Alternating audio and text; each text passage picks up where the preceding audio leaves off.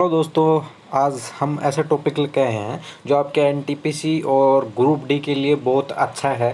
और ये इस बार एनटीपीसी सीबीटी 1 में आपसे इससे क्वेश्चन पूछे गए। बहुत सारे क्वेश्चन लगभग हर शिफ्ट में इससे क्वेश्चन पूछा गया है। तो हम शुरू करने से पहले आपको बोलूँगा कि आप चैनल पर नए हैं तो मेरे चैनल को सब्सक्राइब कर लीजिए, वीडियो को लाइक कीजिए और शेयर कीजिए। तो देखिए, इस टाइप के क्वेश्चन लगभग देखा जाए तो इसमें 6-7 टाइप के क्वेश्चन बनते हैं इसमें। और साइन थीटा कोस थीटा की बात करें तो वो वीडियो मैंने पहले ही बना के डाल दिया, आप वहाँ जाके वीडियो में पूरा देख सकते हो कि कितने टाइप है। टाइप पूरी नहीं डाली है पर उसमें जो मेन जो पूछे जाते हैं वो मैंने डाल दिए। जितनी लगभग साइन थीटा कोस थीटा की बात करें तो क्यों से उसमें टाइप होती है, लगभग 30 से ऊपर टाइप मिलेगी आपको, 30 से ऊपर टाइप। इसमें 6-7 टाइप में आपका काम हो जाता है। देखा जाए तो अधिकतर आपके जो क्वेश्चन पूछे जाते हैं वो या तो 30 डिग्री से पूछा जाएगा या फिर आपके पूछा जाएगा 60 से। और 45 का तो बहुत कम पूछता है क्योंकि 45 वाले में तो कुछ नहीं है, दोनों भुजाएं समान होती है। आधार और इसमें जो होता है कर्ण है तो वो समान होता है। आधार और लंब बराबर होता है। तो इसलिए इसमें तो कोई कन्फ्यूजन नहीं है। पर देखिए, अभी इन क्वेश्चनों को करेंगे तो धीरे धीरे आपको ये देखना है कि क्वेश्चन को समझने मात्र 5 सेकंड में आपका क्वेश्चन सोल्व हो जाएगा। और वो एक भुजा जो पूछा है वो भुजा नहीं, सभी भुजाएं जितनी भी आपको, मतलब इसमें 3 भुजाएं हैं, तीनों भुजाएं 5 सेकंड लगेगी, एक बार में आपकी सोल्व हो जाएगी पूरी। तो शुरू करने से पहले देखते हैं कि देखो, अब इसमें ये ध्यान रखना है कि अगर समझ में नहीं आए तो आराम से, पहले तो समझ, ऐसी कोई नौबत नहीं आएगी आपको कि समझ में नहीं आएगा। देखिए, शुरू करते हैं। टावर के आधार से 70 मीटर दूरी पर स्थित बिंदु का अवनति कोण 60 डिग्री है। टावर की ऊंचाई कितनी है? अब देखिए, यहाँ पे ये बोल रहा है कि टावर के आधार से 70 मीटर दूर, मतलब 70, ये टावर हो गया आपके, ये टावर है तो ये टावर हो गया। तो इससे जो 70 मीटर दूर ये बोल रहा है, ये इसका अवनति कोण, अवनमन या उन्नयन, दोनों कोण, कोई सा भी कोण हो, आपको हमेशा यहाँ लगाना। कंफ्यूज होते अलग अलग है पर आपको कंफ्यूज करने के लिए हमेशा यहाँ लगाओगे, आपका आंसर 100% बिना किसी गलती के आराम से आ जाएगा, कोई दिक्कत नहीं है। अब देखिए, 60 डिग्री हो जाएगा तो ये 90 हो गया। आपको पता है त्रिभुज के तीनों कोणों का मान होता है कितना, 180। ये 60, ये 90, 150, तो ये कितना हो जाएगा, 30 डिग्री बच गया। अब देखिए इनमें संबंध क्या होता है, ये 90 डिग्री हो गया।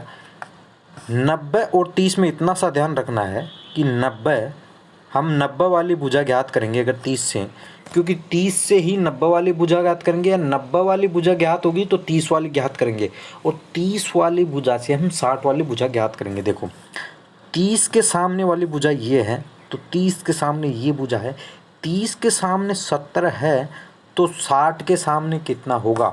तो देखिए, अगर भुजा अगर 30 डिग्री के सामने है और 60 डिग्री वाले के निकाल रहे हैं तो क्या भुजा तो बड़ी होगी, मान भी तो बड़ा आएगा। तो बड़ा कितना आएगा हमेशा ध्यान रखना, 30 से 60 की तरफ जाएंगे, 30 का जो भी मान होगा उसका √3 गुना। तो 30 कितना है, 70 है, और इसका √3 गुना, मतलब 70√3, कितना, 70√3। अब यहाँ बात ये आती है कि 90 वाला निकाले तो 90 वाला कैसे निकालेंगे। 30 के सामने जो भुजा होगी उसके बीच में और 90 वाले के बीच में संबंध होगा कितना, 2 गुना। तो 70 का 2 गुना कितना हो जाएगा, 140। अब मान लो आपको ये दिया हुआ था कि, अब देखो यहाँ पे ये आपका आंसर आ गया। आंसर पूछा टावर की ऊंचाई, तो टावर की ऊंचाई तो आपके सामने ये आ जाएगी 70√3। तो ये आपका आंसर हो गया, यहाँ तो कोई दिक्कत नहीं। अब इसको दोबारा समझो, क्या क्या होगा, देखो दोबारा समझो इसको। अब देखो क्या करेंगे इसमें। अब यहाँ देखो, अगर आप मान लो आपको ये भुजा दी होती, 70√3 दिया होता कि टावर की ऊंचाई 70√3 है, तो आपको क्या ज्ञात करना है कि आधार जो है टावर के और जो देख रहा है उसके बीच में जो दूरी है वो कितनी है। तो वो कैसे ज्ञात करेंगे, यार देखिए, कोई कन्फ्यूजन वाली दिक्कत नहीं। मैंने बोला ये 60 है, ये 30 हो जाएगा, ये 90 होगा ही होगा। जब 60 के सामने देखो कितना है, बात वही आएगी, समझाने के लिए बता रहा हूँ। देखो क्या होगा, 60 के सामने 70√3 है तो 30 के सामने कितना होगा। जब आप मान के चलो, आपने जब 75 यहाँ से निकाला था, जब 75 था तो आपने √3 गुना किया, तो वापस से 30 से 60 की तरफ गए तो √3 से गुणा किया, कितने से, √3 से गुणा किया। अब वापस आप 60 से 30 की तरफ आओगे तो आपको क्या करना, पहले बड़ी की तरफ जाएंगे तो √3 से गुणा करेंगे, छोटी की तरफ आए तो सीधा सा कुछ नहीं कर रहा, √3 का भाग लगा देंगे। क्या, √3 का भाग लगा देंगे। अब देखो यहाँ पे देखो, अब आपके सामने भुजा है ये 70√3, कितनी है 70√3। अब 3 का भाग लगाओ, √3 का भाग लगाओ तो √3 से √3 कट का वही बात है, वापस 70 आ गई। और 70 के और इस बीच के भुजा में क्या होगा 90 में, वही 2 गुणे का 2 गुना। अब मान के चलो ये दे दे, बाकी भुजाएं भूल जाओ, आप ये दे दें 140 दे दे, बोल दें कि जो इसका जी है कर्ण, तो उसकी भुजा मान लो, इसी जो कर्ण वाली भुजा है इसका मान हो आपके सामने क्या 140। फिर पूछे कि 30 के सामने या 60 के सामने, तो मान के चलिए ये तो आपको पता है कि 30 वाली और 90 वाली भुजा के बीच में संबंध क्या होता है, आधे दुगने का। जब छोटी भुजा है, जब 90 बड़ी है और छोटी 30 है, तो इसकी तरफ आएंगे तो आधा कर दो जो भी 90 के सामने, तो 90 का सामने 140 है तो इसका आधा क्या करोगे आप, 30 के सामने आओगे 70 कर दो। क्या करोगे 70, ठीक है ना। क्या करोगे देखो, अब देखो इसमें देखो,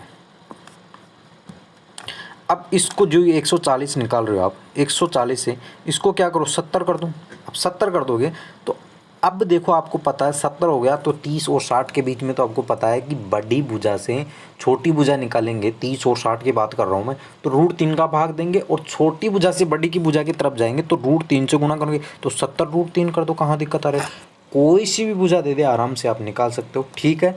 ये समझाने के लिए था। अगला क्वेश्चन देखो, अगले क्वेश्चन में समुद्र तल से 20 मीटर ऊंचाई पर एक लाइट हाउस के शीर्ष से एक जहाज का अवनमन कोण 30 है। कोई बात नहीं, यहाँ देखो 20 मीटर ऊंचाई पर एक लाइट हाउस है, 20 मीटर ऊंचाई पर, तो ये क्या हो जाएगा लाइट हाउस, और यहाँ पे देखिए 30 डिग्री अवनमन, और ये कितना हो जाएगा 60। यहाँ तक समझ गए। अब पूछा गया लाइट हाउस के अधोभाग से जहाज की दूरी, तो कोई बात नहीं, 30 के सामने 20 है तो वापस 60 के सामने वाली भुजा ज्ञात करेंगे, बड़ी भुजा होगी, तो कुछ नहीं करना 20√3 करना, क्योंकि 30 के सामने 20 है तो बड़ी भुजा निकालेंगे 60 वाली, तो √3 से गुणा करना है। अगर ये दी हुई होती है आपको, और देखो अब कोई बात नहीं, इसको अभी दोबारा देख लेंगे। अब देखो अब क्या हो जाएगा, 30 के सामने ये था तो 90 के सामने क्या आ जाएगा 40, तीनों भुजाएं ज्ञात है, तीनों भुजाएं ज्ञात हो गई।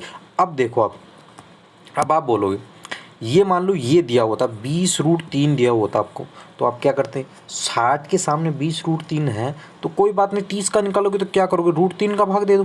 भाई 20√3 है तो √3 का भाग दोगे, ये वापस 20 आ गया कट के, बाकी वही का 40 यहाँ का यहाँ आ जाएगा, ठीक है। यहाँ तक कोई दिक्कत नहीं, तो आपका आंसर हो जाएगा 20√3। अगला क्वेश्चन देखिए, किसी मीनार की परछाई की लंबाई मीनार की लंबाई से √3 गुनी है। कोई दिक्कत नहीं, तो सूर्य का उन्नयन कोण पूछा है, मतलब उन्नयन कोण क्या होगा, तो यहाँ पे देखिए कुछ भी नहीं करना आपको, किसी मीनार की परछाई की लंबाई, तो ये मीनार है तो इसकी परछाई तो ये हो गई, इसकी परछाई ये हो गई ना, तो ये जो परछाई है ये क्या है लंबाई से √3 गुणी है।